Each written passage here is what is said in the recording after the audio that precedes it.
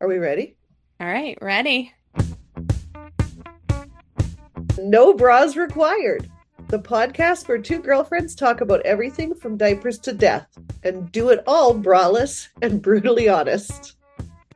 I'm Megan. I'm a mom of four, lifelong educator, dance studio owner, coffee and wine snob, and never afraid to speak my mind. And I'm Patty, mom of three, teacher turned leader, dance boss, loud laughter, tequila enthusiast, and professionally unfiltered. Together, we've got over 30 years in education, 7 kids, 2 studios, countless bottles of wine and tequila, and a whole lot of stories to share with you. What's No Bras Required all about? It's a space for women like us who are juggling life, entrepreneurship, parenting, work, marriage, friendship, grief, joy, chaos, and just need some real talk. So, whether you're sipping wine in leggings, hiding in your car, or rage cleaning your kitchen, we're here for you. Hey, Patty. Hey, Megan. How's it going?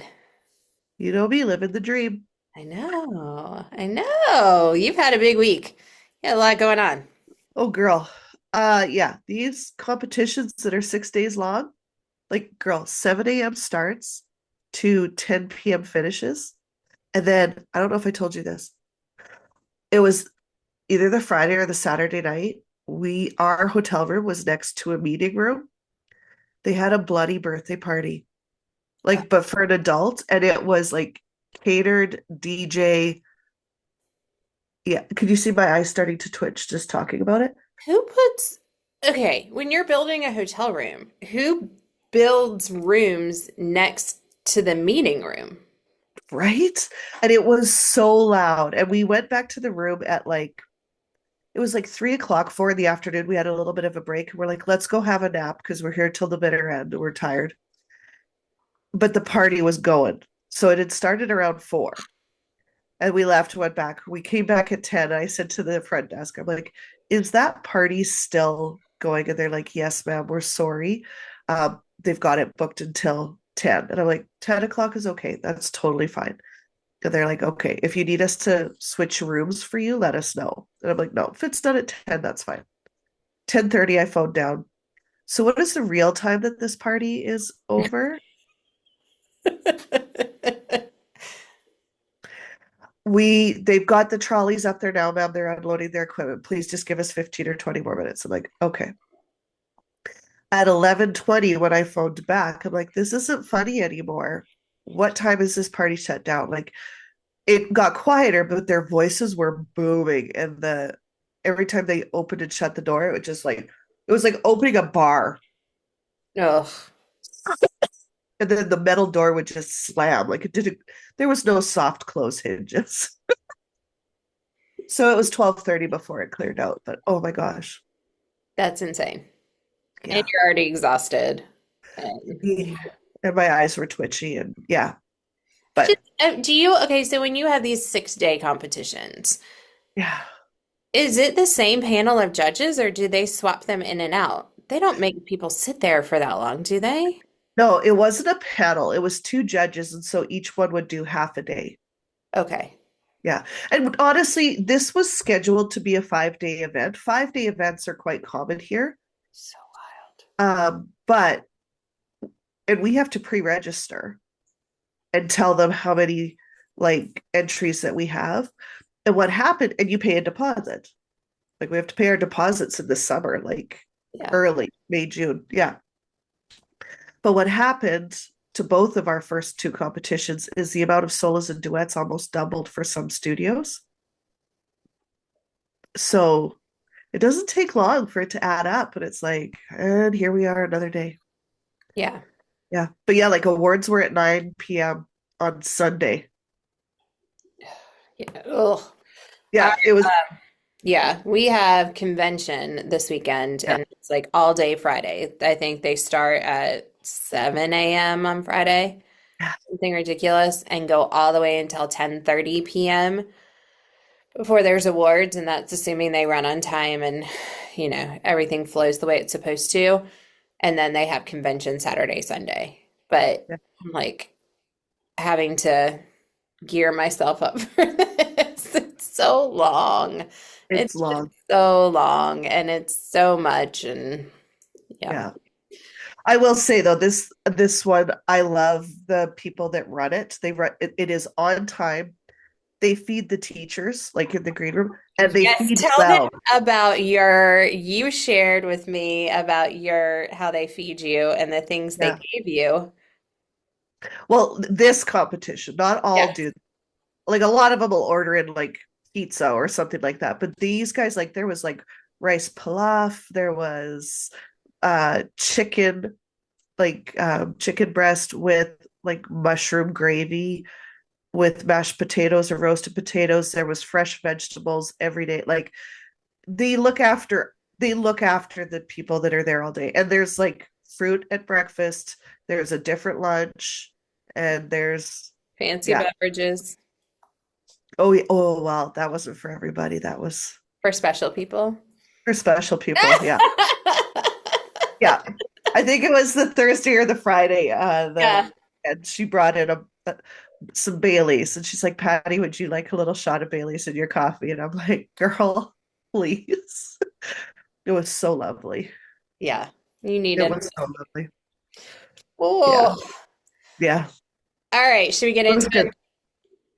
Yes, I'm excited about this one, especially just coming off a comp weekend because I feel like I had a lot of these conversations. Yeah.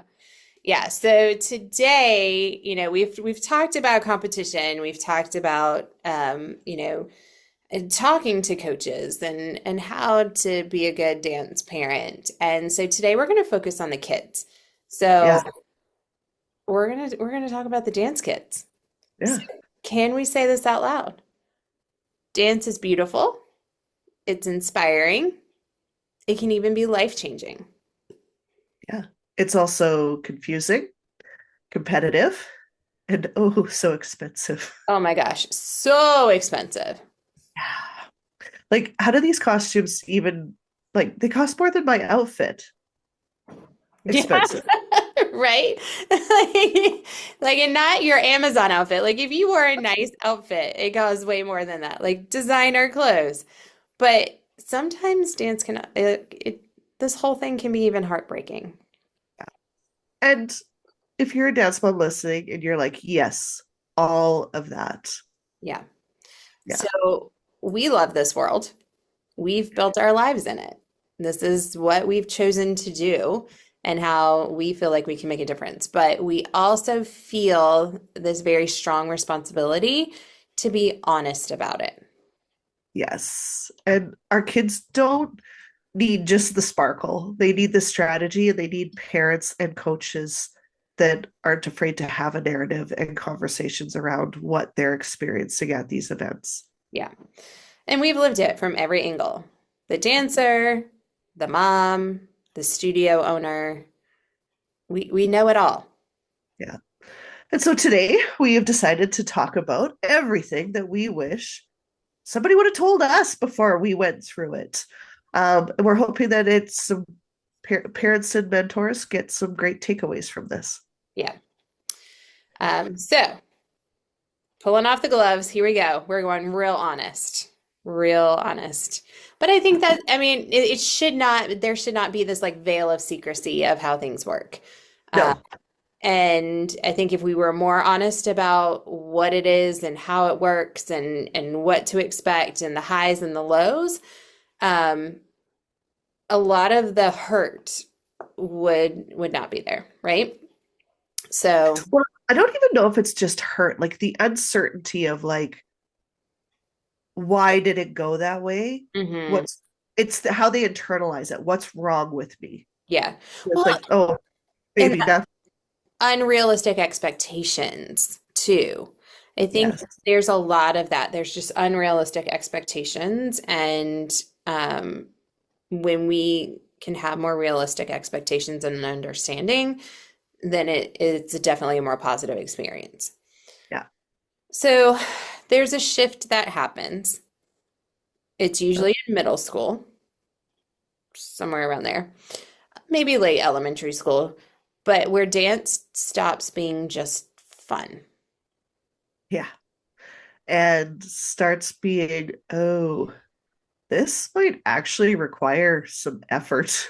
Yeah, and not like the showing up effort. Like it's not, oh, I've been at the studio for, 10 hours every week. It's like you actually have to try and work and work mentally and physically. Yeah. Yeah. And there's a huge difference between attending class and training. Um, and I find like usually the kids that are naturally talented or have natural gifts prolong this lesson. They don't have to learn it as much as the ones that, aren't as naturally gifted, maybe struggle with musicality, aren't as flexible. They learn this a lot sooner. Yeah. Well, Yeah. and for our people that are in the dance world, I mean, I see this in the educational world too. Kids that are gifted academically, I see the same thing. It's everything comes easy to them. They have never had to learn how to work. They haven't had to learn grit, and Yeah. perseverance and resilience because they just always it came to them. They didn't have to try, and they Yeah. were very, very successful. And we see it in dance too, watching kids who, they have all the potential in the world. It's like that baby that this Yeah. elementary kid and they point their toes and they have the perfect point, the beautiful arches. It's Yeah. like they can pick up the choreography. The gracefulness is there, the musicality is there, the technique, they don't even have to work on turnout. It just happens. Like it's all there. And then they hit an age where it's like they're waiting for somebody to pull it out of them. They don't understand how to work and use their gift. Yeah. Sometimes it's an attitude problem, and sometimes it's they don't know work ethic. Yes. Yes. Oh my God, that's so real.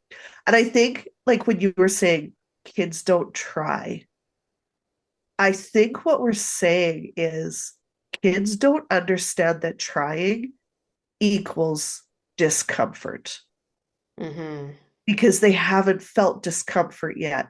And our society, like, we're in a world now where we're trying to save kids from discomfort at every bend in the road. And it's like, is there any doubt as to why we have so many kids struggling with anxiety, suicide? It's like we haven't taught them how to get through anything No, we've because saved we them. removed every roadblock. And it's like, and we're the ones doing it. It kills me. Yeah. Yeah, and it's really hard to watch these kids who I mean, I'll even say, I think Liam went through this a little bit. Everything always came easy to him. He's a Yeah. boy, he dances, he's always the center of attention. He could pick things up pretty quickly, Yeah. but he never had to work for it. And then Yeah. he hit that awkward baby giraffe stage of middle school, where they start to grow and Yeah. they don't know where their limbs are. And, my arm was this long last week and now it's this long this week. And so everything kind of dies at the hand or the foot. You're like straighten your knees and they're like, I don't know how, right? Yeah. Everything gets tight because those little muscles haven't stretched and grown at the same rate as the bones because nothing Yeah. grows at the same time. So you're just constantly in this very awkward Yeah. place. And you have to work for it. The flexibility goes away, the ability to control your body and understand where it is in space. Right. Well, for the girls, like their curves and bumps are coming in. Yeah. What was once their center of gravity that they've Oh, trained from age 3 to 10, 11, 12 is changing and betraying them. And yes. it's like, I was so excited to get my boobs. Now I can't turn. Right. Not the trade off I wanted. Yeah. Yeah, it's hard and I think why, we say it's like usually around middle school that they really have to start paying attention. You can't just kind of half-ass it through bar anymore. You No, can't sit there and do the tap warm up and be like, well, I got this, whatever, going across the floor. You're going to trip over your own feet. They just grew 2 sizes while you were standing in line waiting for your turn across the floor. So, yeah, they really struggle with, oh, I'm not good anymore. And it's like, no, you're just having to relearn how to do this. You have to learn your new body. You have to learn how your body functions. You have to be a smarter dancer. You can't just look at somebody doing it and ta-da, it happens in your body. Now you have to really think through it, understand the alignment, engage the right muscles. Where are those muscles, and do you know how to engage them? There's that. And valid. how things are supposed to work kinesthetically because in the proper anatomy because you can't just force it anymore. No, no. And like, I've had so many of the kids that are like, well, I thought I was working really hard. And it's like, no, ma'am, you were marking full out. Oh my But gosh. marking it, like marking it full out is not the same as putting your everything into it. And the kids that put their everything into it each and every time are like this dark horse that comes running out of nowhere. Nobody saw them coming, but they're the ones that have typically had to work for it for so long. That's just how they work. Yep. And the ones that had it easy because they were naturally gifted are now, well, wait a minute, you're not, this isn't your place. This is my place. And it's hard on their egos. Oh, 100%. Yeah. 100%. And I love the marking full out.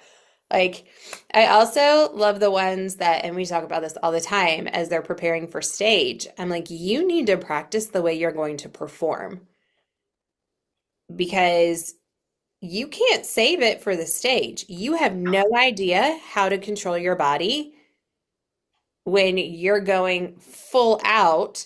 Oh, because now you're on stage. That's where you're going to get hurt. That's where you're going to Yeah. make stupid mistakes. That's where you overdo it. You lose control because you've never practiced that way. Your body does not know what to do with that energy.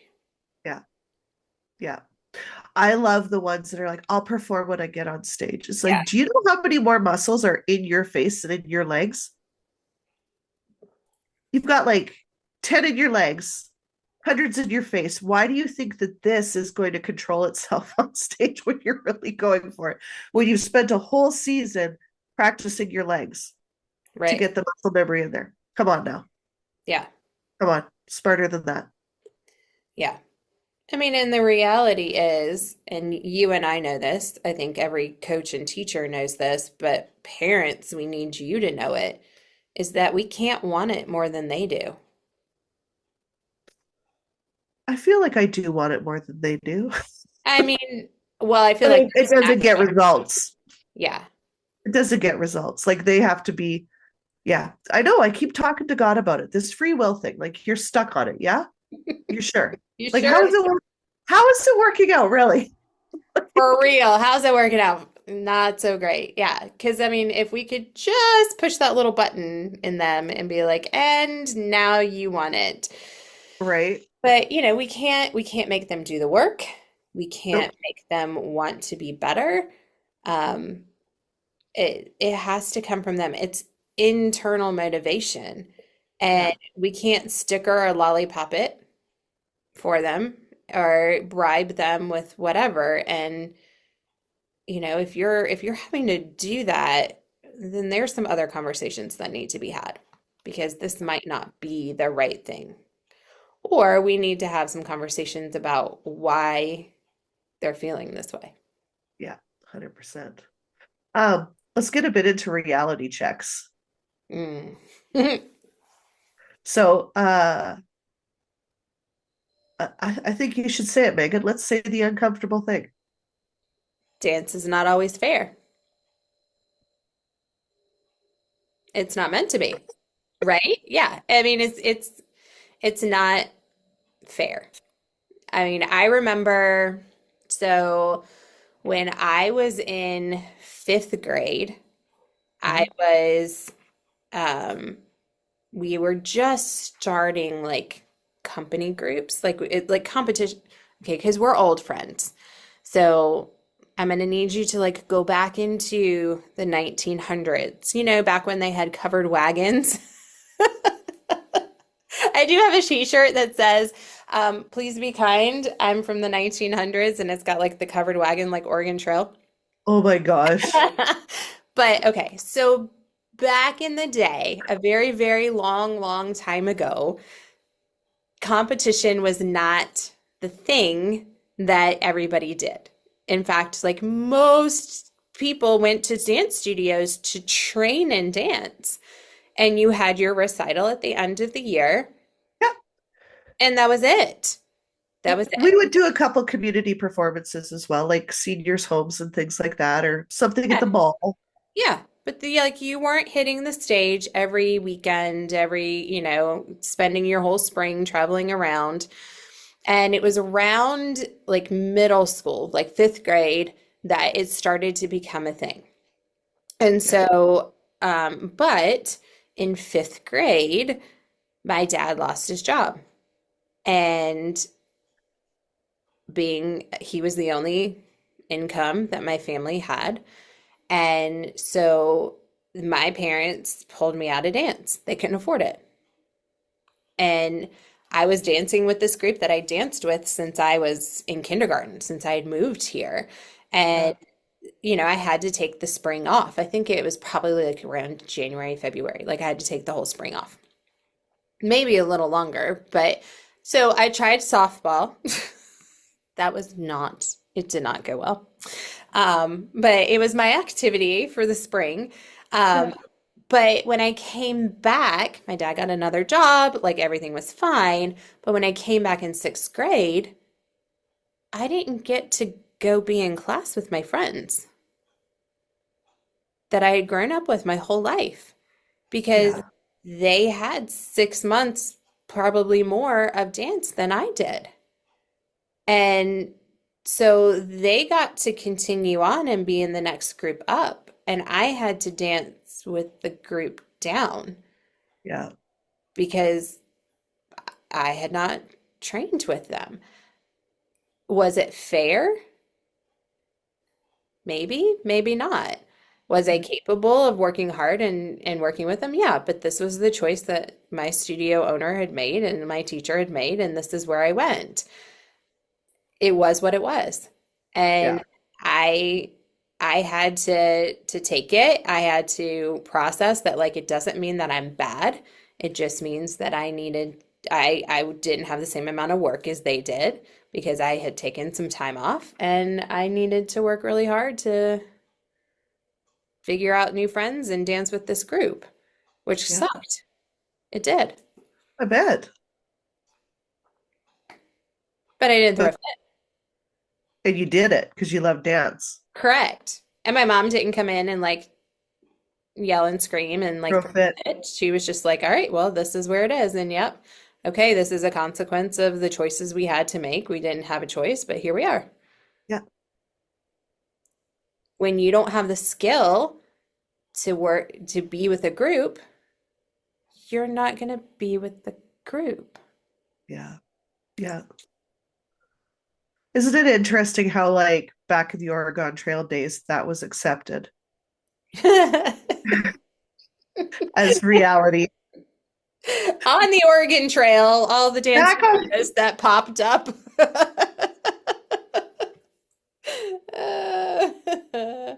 but it is interesting that, like, how, and nobody probably even asked you your feelings about it. No, But today, that would be the center of focus because your wellness depends on it. And it's like, as a dance teacher, we know your wellness actually depends on whether or not you're ready for those skills because that's where injuries happen, right. right? If you're not ready for the next thing before you're doing it.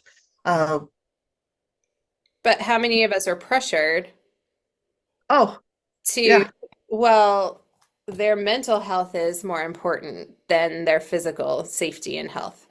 Or, they'll work really hard. You just need to give them more private lessons to blah blah blah blah blah. Or Yeah. yeah, I mean it's all about how the kid feels and not about what's best for them and their development and their skill and making sure they don't have gaps. I mean, we see it even in the school system. Well, they Yeah. can do the higher math, and it's like we're still trying to add using our fingers and multiplying, figuring it. We don't know our times tables Yeah. in high school. Yeah. And you want us to put them in calculus? Oh, Yeah. okay. Yeah. Yeah. Yeah. Yeah. Yeah. Well, and mine is always like, well, you need to give them the opportunity to prove themselves. And it's like, they have it every week in class. If your child is ready, I will move them up. I will not hold them. But what does that also say to the kids in the class that have earned the right and put in the time to be where they are when somebody whose parent is noisy Hmm. just gets put in there without putting in the work? Well, they really, really want it. And I'm like, well, if they really, really want it, then they'll work really hard and they'll do the I work in the really, studio. I really, really want $1 million. Same. It hasn't happened yet. The more I say it to the world, it feels like the less that it happens. So, Right? yeah. Oh man. And the other thing too, like I'm going to talk about competitions a little bit, Yeah. or even dare I talk about like row placement or where they are as in terms of front of stage, back of stage, side, how that's determined. Um, I've gotten into discussions with that. I have a rule at my studio where everybody gets an opportunity to be in the front row because I trust my teachers to make everybody look good with the choreography. Now, does everybody get the same choreography in the front row? Absolutely not. And I'm going to say it, it's because some are capable and some are not. I've had kids actually, even this season, ask me if I can switch them because they have trouble remembering and they're more confident with somebody in front of them. And they don't even necessarily need to look at them. They just feel better having someone in front and not having that pressure of being front and center. And these are conversations that happen in the studio. And I love it when a dancer trusts us with that. And they know that, like, to me, a kid that comes up to me and says, can you please put so and so in front of me? Can I move back a row? That kid is a team player through and through Hmm. because they know where they're at. They're not saying I suck at this. They're not saying I'm not going to try. They feel more comfortable here and they don't want to let their team down. Yeah. And I love that for kids. Now, there have been times when I've not allowed the kid to do that because I'm like, baby, you can't be second row your whole life and it's time for you to shine. I believe in you. So we're going to do this and you're going to be just fine. Yeah. But it's having that relationship with the kids where is this going to, because that could backfire too. If they don't, they'll be like, I was right. I should never be there. And then they self internalize everything. And I don't think parents understand just how much, especially because it's largely girls that we're dealing with, how much they internalize the result. So if you're going to competition, how much they internalize what somebody else's feedback says about them as like their value as a dancer. When, I mean, let's be honest, at competition, it's subjective because So subjective. we're not well, not USA gymnastics because you have Canadian gymnastics, or I guess whatever you call it, but Yep. um, like figure skating, gymnastics, even cheer, it's like you have a set of skills that Yeah. have to be done in this level. And there's a certain point value for each of them. And it is clearly laid out of what that skill is and what it should look like. And every routine has the same skills. And then you have like optional skills that will get you more points or a new level of difficulty on that set level of skills. Like if you do it with a extra twist or I don't know, like you point your toes finally. That's my dig on cheer. Point your toes. Um, but 100%. right, but like we don't have that in dance. Nope. There is not your beginner baby, I don't know, mini jazz should have a single pirouette, a batma, a jazz square, a pas de bourrée, and a Lindy. Go. Like, and then we judge everybody on that same level playing field. We don't have that. So it is subjective and it's all based like, yes, judges can tell you is the technique correct or not for those skills that you put in your dance. But is Most of the most of the judges can. Not all judges. correct. No. I was being really nice. Weren't you proud of me? I was so nice I last. wa- and Yeah. then I go in and choose violence. Not everybody is qualified to judge. Not everybody is qualified to teach. Um, No. not everybody's qualified to own a studio either, but here we are. So, but definitely with competition, it is so subjective. Yeah. Um, it's humans judging humans, right? Yeah. Yeah. With opinions and preferences and sometimes a bad cup of coffee. Or no coffee, and they're really grumpy. Oh yeah. Right. And we get to see all the things that they don't get to see in that 2 minute time period.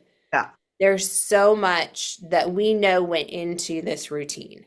Or, if we're talking about exams or we're talking about just even growth throughout the year, we see that whole process Yeah. and we know where the kids have come from and where they can go and Yes. where this moment in time is showcasing them on that pendulum of you Yeah. know their development. um it's a lot. It is a lot. And like there's gonna be days that you're amazing and you're also not what they're picking that day. Absolutely. Like both can be true at the same time.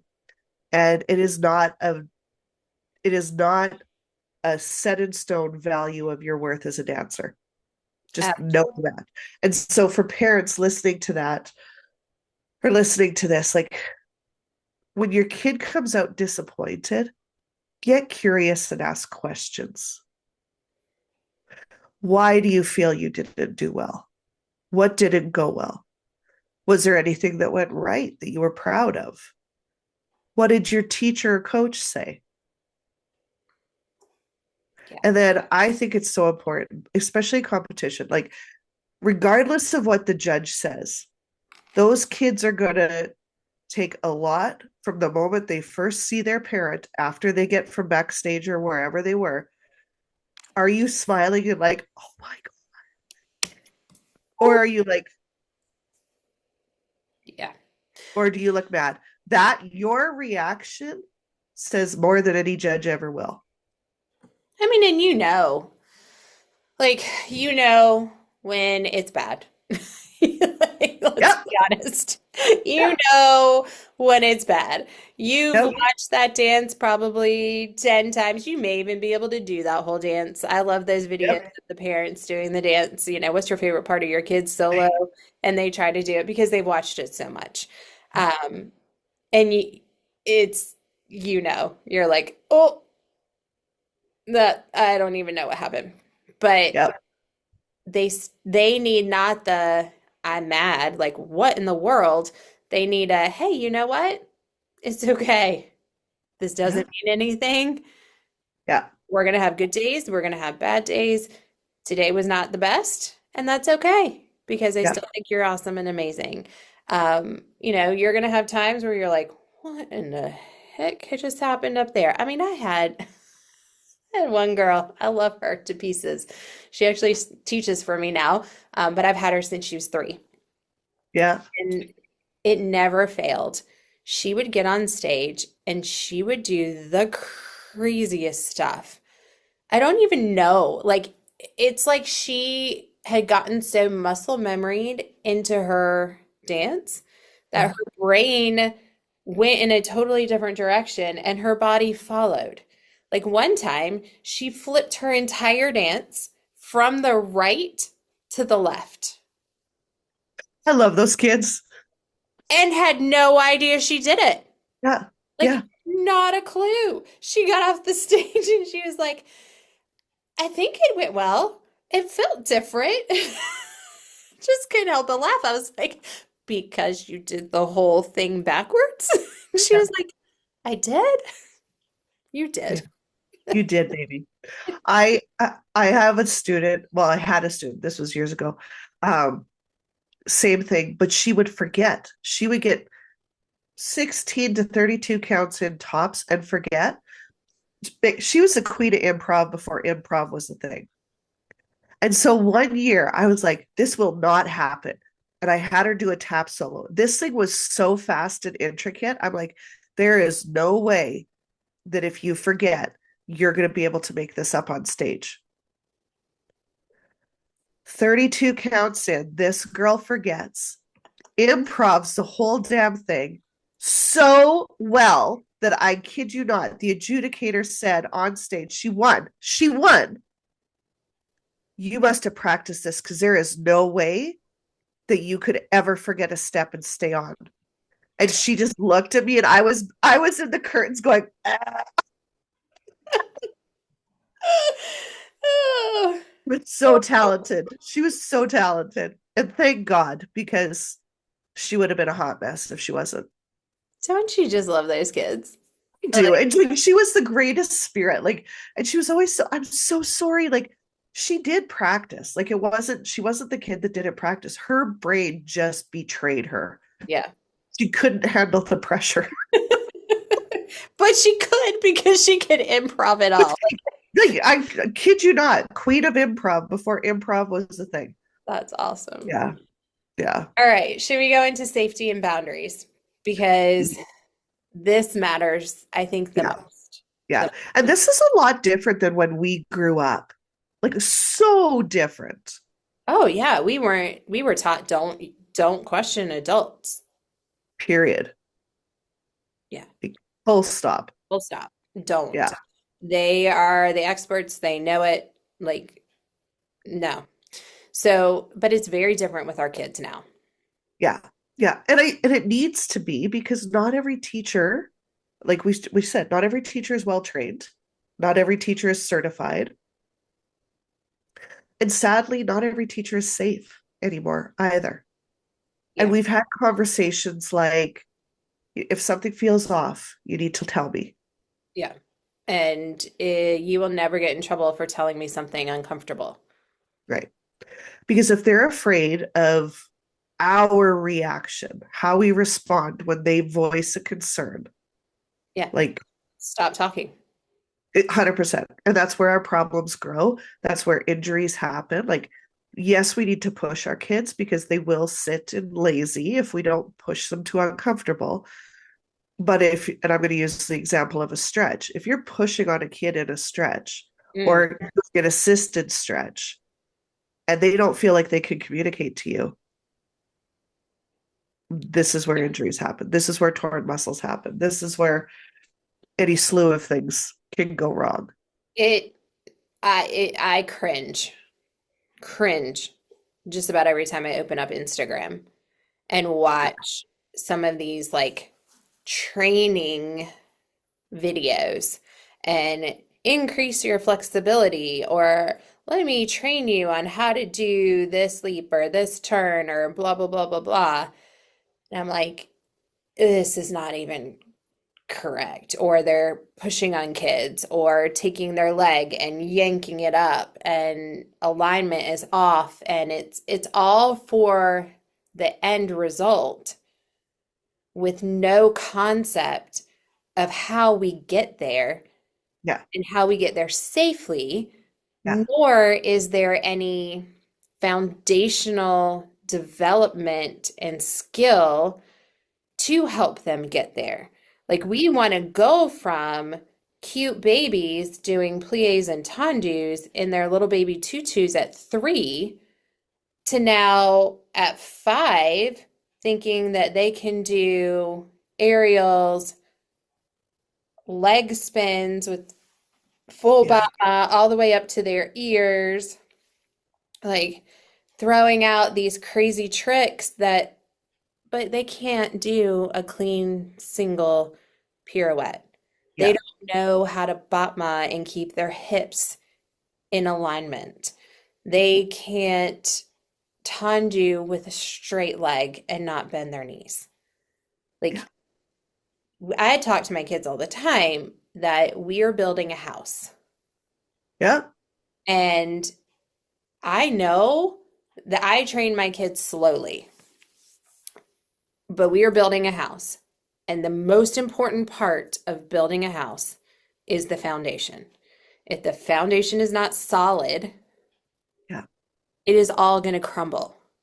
You Yeah. may be able to build really high for a while, but the littlest, slightest gust of wind is going to come in and blow it all away. Yeah. Like, I am giving you that foundation so that you can build a skyscraper that is solid, cement, Yeah. rock solid, will not go anywhere, but it takes time. That is It not does. built in a year or 2 years. Yeah. Well, some of that depends on the kid again. So it's like, and this is for the parents listening. If you want your child to progress faster, you have to be pushing at home practice and repetition. Nobody gets away from doing the reps. And if you're not born flexible, you need to put in more reps. If you're not built strong, you need to put in more reps to build those things. So you need to listen and work with your coach, not undermine them at home, because again, your coach is the one with the expertise. Hopefully you've chosen well. Um, but work with them. I can't think of a time that a parent has approached me and said, "How do we get her better at this? She really wants to get this." Where I've gone, oh, can't be bothered. I'm like, "Are you kidding me? Let me send you some files." Like I've got some videos, some great things. But if you go looking for the answer on Instagram or TikTok, you're talking about like, people pulling their legs. What you haven't seen is the hour stretch and warm up that happened before that kid was able to pull their leg to that height. Because we're looking at 60 to 90-second clip videos. There's no time to put in all of the work that comes before being able to do that so you don't tear a muscle. Right. Yeah. Yeah. Yeah. And uh, let's be honest, you're not going to get there by taking 1 or 2 classes a week. Typically not. Typically not. I mean, and it's 100% okay if you want to take 1 to 2 classes per week and you are happy with dance is your fun.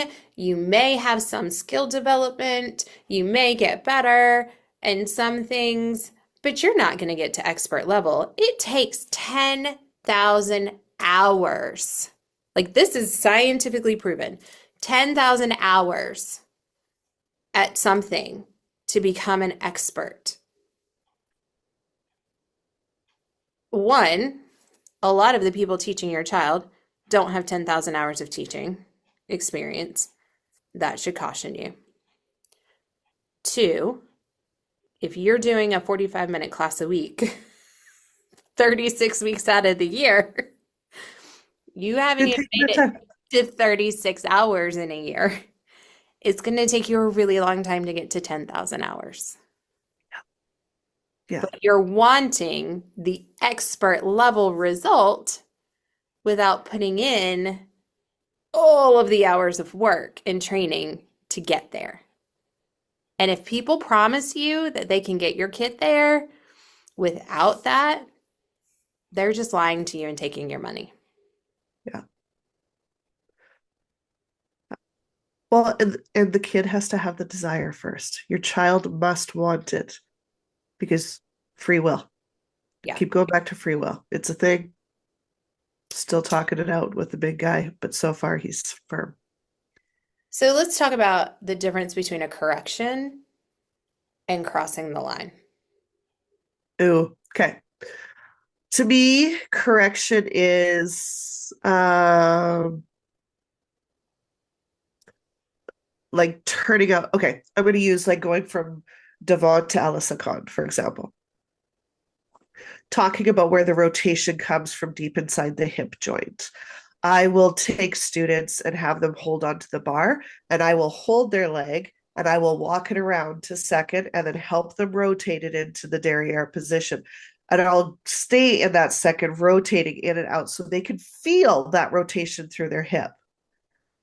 Crossing the line would be forcing it up by their ear and trying to do the same thing instead of being able to feel. Because again, like I've been teaching for, we're just going to say it's in the 30s. We don't need to know more than that. 30 some years. Okay. I know what the legs feel like with resistance and without resistance, but I've also developed a relationship with my students, and it's like, you tell me if this is uncomfortable. Like we know the difference between uncomfortable and pain because I talk about it in day one with the 3-year-olds. Mm-hmm. Uncomfortable is where growth happens. Pain is when you cannot breathe through it. Pain is when it's sharp, it hurts. Uncomfortable is like, you might not like it, but you can do it. Yeah. Yeah. How about for you? And well, I mean, I think, yes, that's great on the physical end. I think also the mental end, Yes. like I'll go there, of the difference between a correction and crossing the line is really when it becomes personal. Yeah. Are you correcting what you're seeing? And I'm not saying that it becomes personal because you call their name out. Susie, I need you to rotate in your hip. Yes. Susie, make sure you lead with the heel when you know, Devon or derriere, like either one. You know, the heel leads in that tendu, so you keep your turnout. Yeah. Calling them by name and giving them that correction, absolutely. You're telling them what needs to change so they can do it correctly and be better. Crossing the line is, and I think we've gotten away from this, but not everybody has. The screaming at the kids. You're so stupid. Why can't you do this? What's wrong with you? Embarrassing the kids in a group. You're always the problem. Why can't you ever get it? You're going to be with the Yeah. younger kids next year, right? Like the abusive type language. Yeah.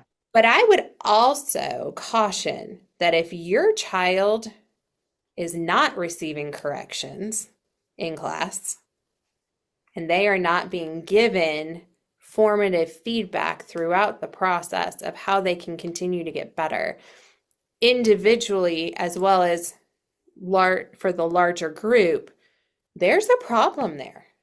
Yeah. Everything isn't great all the time. No. Or like, even if your child is the top of the class, there's still room for improvement. Always. Always. Yeah. Yeah. And I think Yeah. kids need a language for that. They need language. They need people to help them express when Yeah. they feel uncomfortable. They may not always understand why or what it is that makes them feel uncomfortable, but if they get that, I say it's your tummy feeling that this doesn't feel right, you need to let an adult know. Yeah. Yeah. Yeah, Not that kind of discomfort. Muscle discomfort is what I'm talking. absolutely. Yeah. Yeah. Let's go into confidence and comparison. Oh, this is a hard one. Yeah. So confidence in dance is not steady, No. and it must be earned. Yeah. Well, it's a roller coaster. Yeah. We talk, It- I talk to kids about it like it's growth, right? Growth is yeah. never a straight line. We're not just going straight up the mountain. Yeah.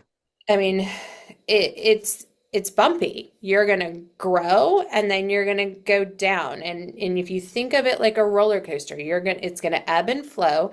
You're gonna have highs and you're gonna have some lows. Your lows shouldn't be any lower than where they were before, ideally, but you know what? Sometimes they are. Yeah. And then you've got to pick yourself back up and climb that mountain again.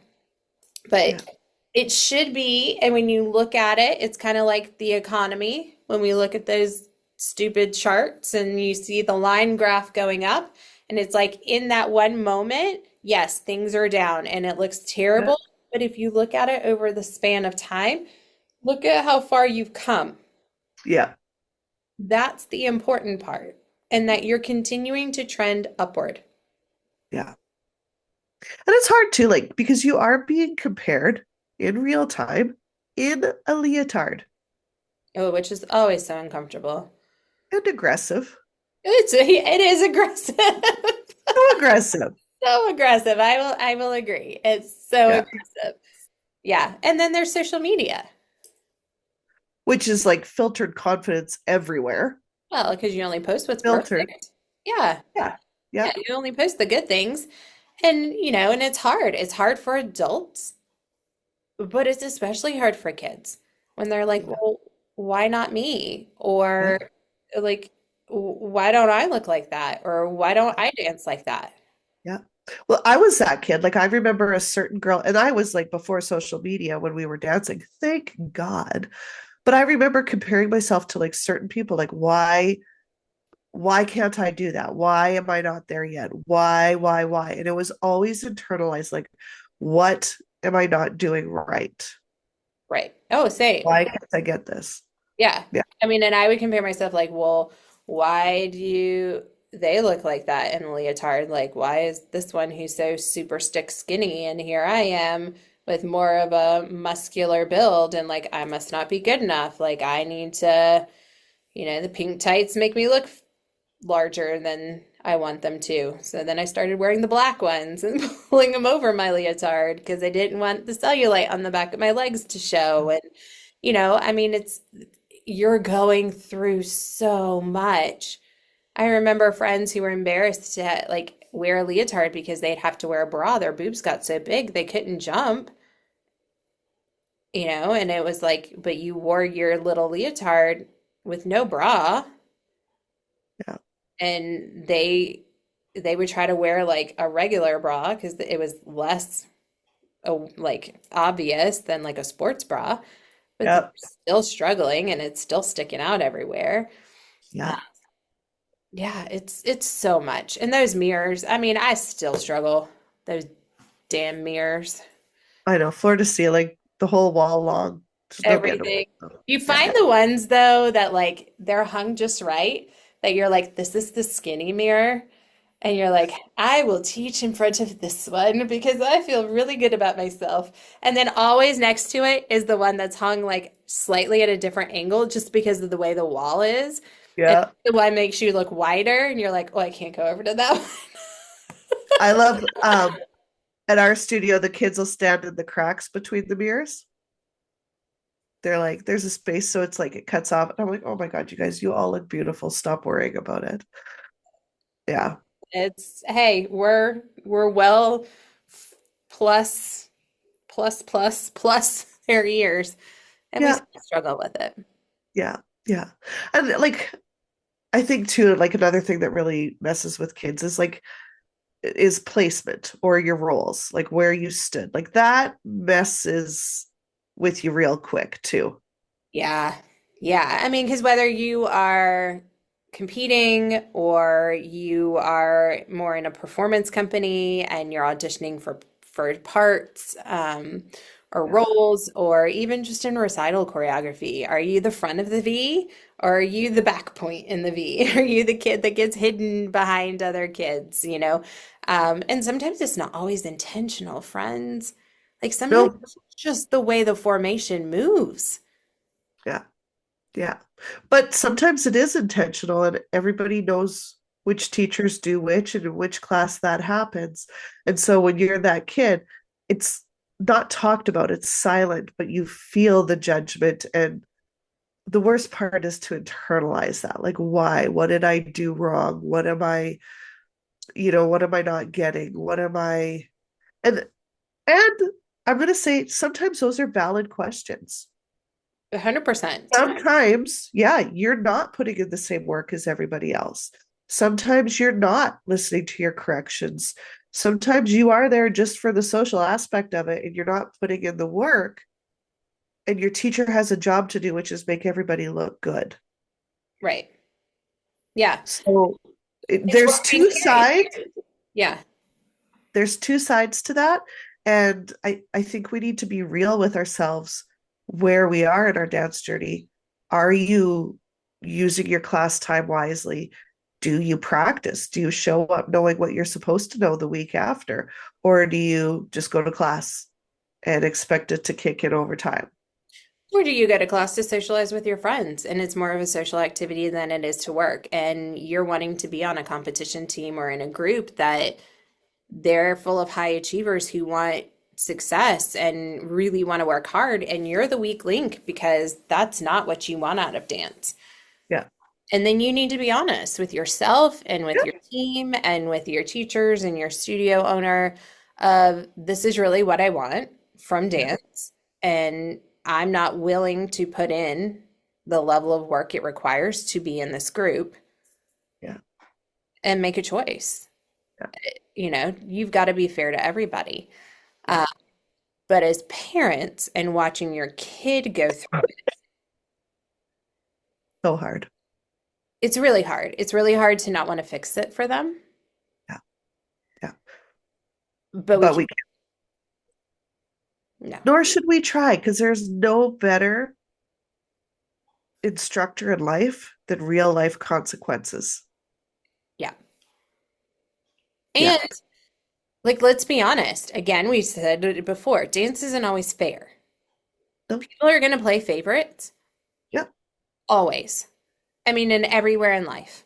And the thing you can do for your kid when you feel like, hey, you know what? This doesn't really feel fair. Yeah. I understand you're hurt. You are bigger than this moment. Totally. You have value and worth Yeah. outside of what part you were chosen for. I always ended up being the villain in all the ballets that we did when I was a kid. I don't know what I did, but I was the villain. I never got to be the pretty lead role. And I was like really kind of hurt by that. But then I embraced the villain. I was like, I will be the best damn villain there Yeah, is. you will. I'm going to be the creepiest wicked witch, or I'm going to be the creepy, like whatever it was. And yeah, I rocked that thing. But, Mhm. I mean, it was just like it was what it was. Yeah.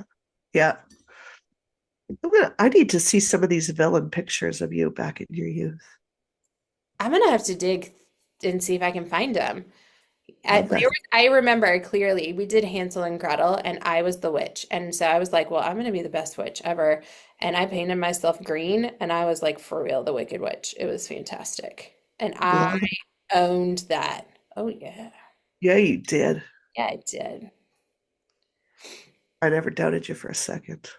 It's a, Um, let's get into car conversations because I love car conversations as a parent because the kids don't feel like you're staring them down. You're both looking out the windshield. Like it can be a nice casual conversation. mhm. I love it. What are what are some car conversations that you think are important to have? Mm. Um,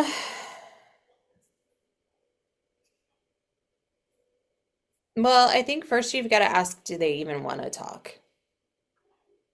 Like, Yeah. let's start there.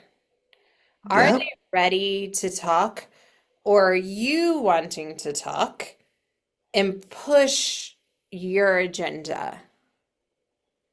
Ooh, that is gold, Megan. Thanks. Yeah. Yeah. This is hard. Um, I mean, we want to fix it, right? Like, as moms, we want to fix it. And so you see that they're off, you see that they're upset, and you're like, I'm going to go in and I'm going to have this conversation and we're going to make it better. But they haven't even fully processed what's happened yeah. or how they're feeling. Like they're in one emotion now, but 2 hours from now, they're going to feel a different emotion. And tomorrow, they're going to feel something completely different. They need time to process. And if Yeah. we rush that conversation, Yeah. it's going to be too much, right? And sometimes you can make it worse. 100%. Even as a coach, like I have some groups when they come off the stage, they want to know right now, how was that? How'd we do? And I'm like, you know what? I'm just really proud of you. Let's go get a team picture. Or if I feel like they can handle it and it's not going to destroy everything they just did, it's like, you know what? We fixed this and this and this. We still need to work on this, guys. Like our timing was off in this section, but I love that you improved your performance. Your eye lines were better this time, and we nailed that section that we've been working on. Yeah. Right? But there's some groups that I know it's like, you know what? We'll talk about it later in class.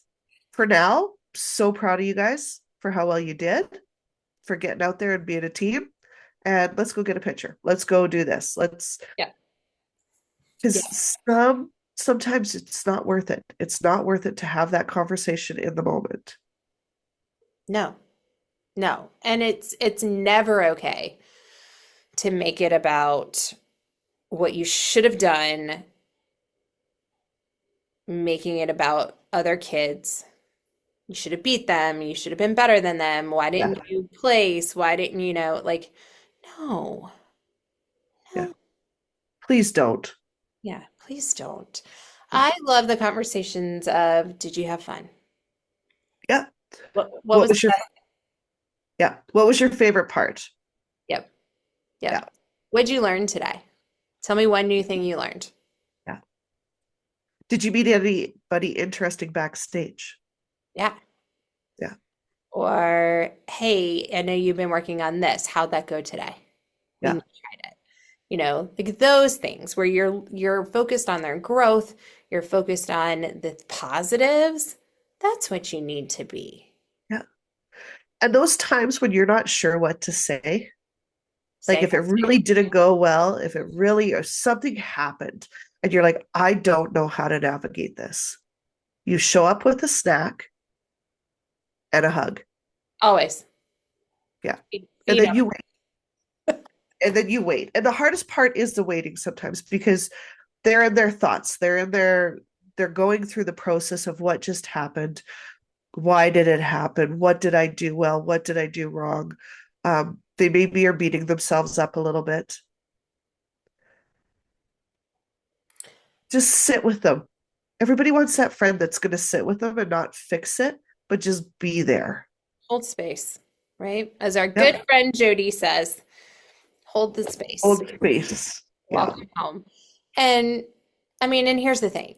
If you think about it as an adult, something happens at work, something happens with your best friend, something goes on, and your husband just keeps asking you questions. He knows you're in a mood, he knows that you're upset, and he just keeps asking you questions and wants to fix it and giving you advice on how to fix it.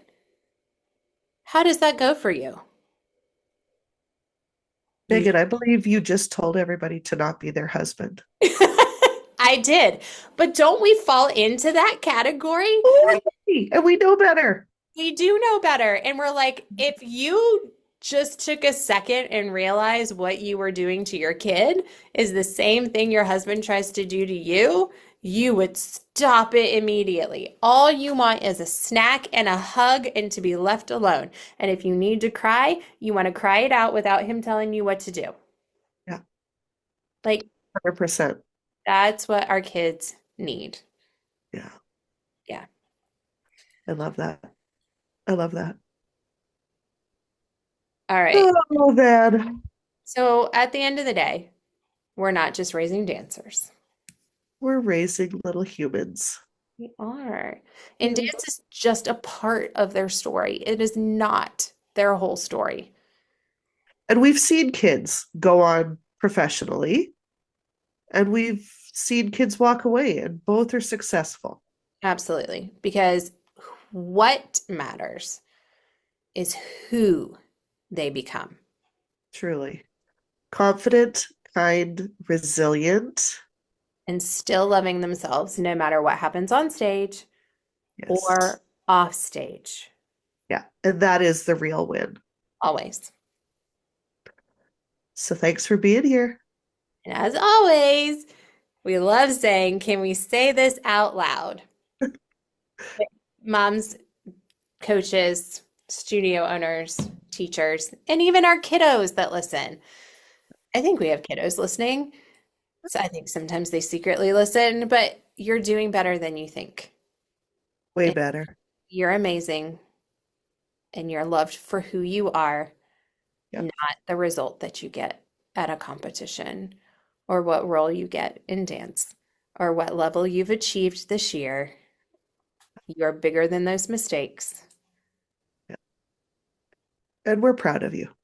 always, especially if you are a kind, confident, resilient human being. Yeah. So, all right. Well, thanks for joining us this week on No Bras Required. And we look forward to seeing you in the group and to having you listen next week. I would say see you next week, but that's not, we don't see each other. But Yeah. we'll be back next week with more fun things to talk We about. will. Yeah. All All right. right. Thanks, guys. Have a great one. Our goal for this podcast is to be that village where we can have those deeper conversations.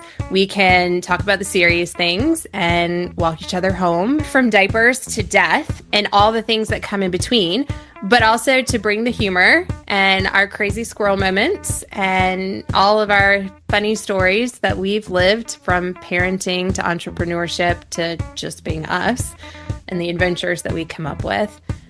But we want to build a community and be those people to give you some sound advice that, you know, maybe makes you giggle a little bit every once in a while. So thank you for tuning in. Subscribe, share with your favorite hot mess mom friends, and give us a follow on Instagram at No Bras Required Pod. Every week, we'll drop a new episode tackling everything from marriage and mom guilt to leadership and loss with humor, heart, and maybe a little tequila or wine. So bring your favorite drink and join us every week.